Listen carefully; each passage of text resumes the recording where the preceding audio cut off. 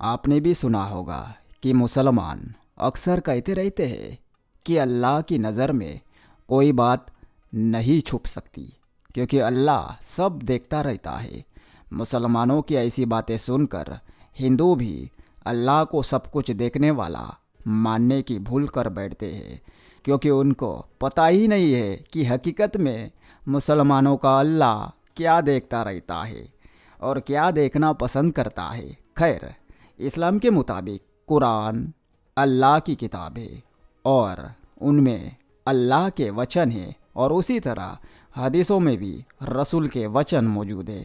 इस्लाम से अनजान लोगों को ऐसा भ्रम हो जाता है कि कुरान और हदीसों में लोगों को चरित्रवान बनने और आत्मज्ञान संबंधी उपदेश दिए गए होंगे, क्योंकि ज़्यादातर लोग ये नहीं जानते कि कुरान की सूरा कालक्रम क्रोनोलॉजिकल ऑर्डर के मुताबिक नहीं है और हदीसें कुरान के बाद जमा की गई थी। इसके कारण कुरान की कई ऐसी आयतें हैं जिनका मतलब अस्पष्ट नसाफ है, फिर भी चालाक मुल्ले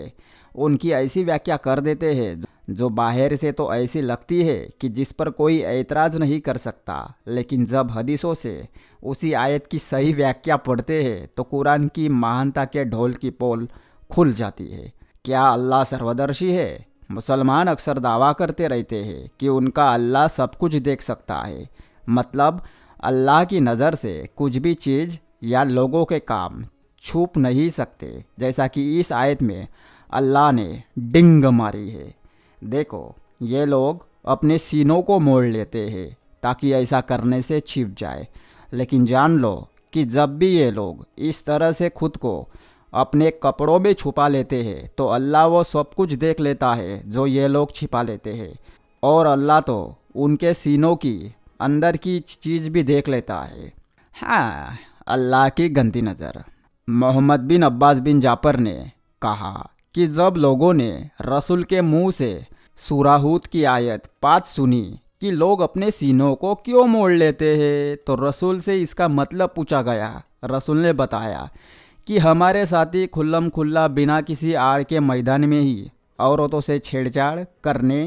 और औरतों से संभोग करने के दीवाने हैं, और जब अचानक कोई उनको ऐसा काम करते हुए देख लेता है तो ये लोग खुद को छुपाने के लिए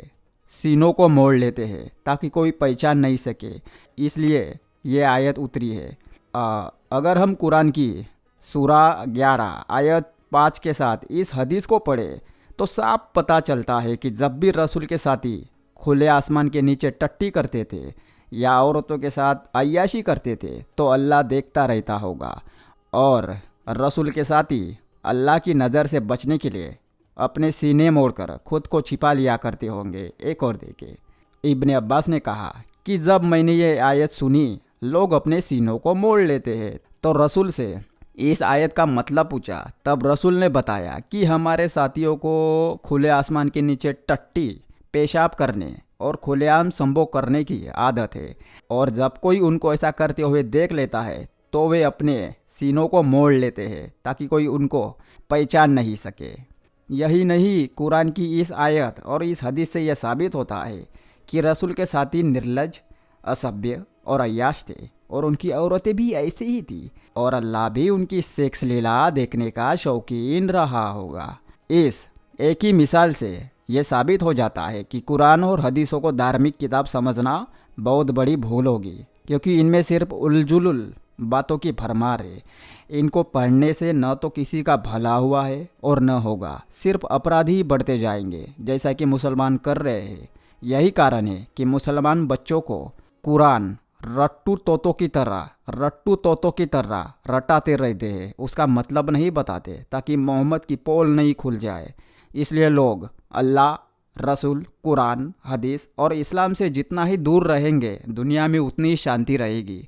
इन दोनों हदीसों से साबित होता है कि रसूल और रसूल के साथी टट्टी करने के बहाने औरतों के साथ संभोग किया करते थे, चाहे वो उनकी बीवी हो या कहीं से पकड़ी गई औरत हो।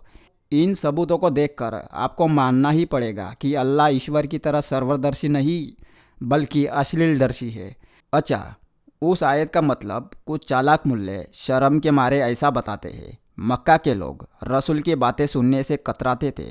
और उनको देखते ही या तो मुंह मोड़कर चले जाते थे या अपने सीनों को मोड़कर खुद को कपड़ों में छुपा लेते थे। तो इसी आयत के झूठे मतलब का मैंने सच बताया है।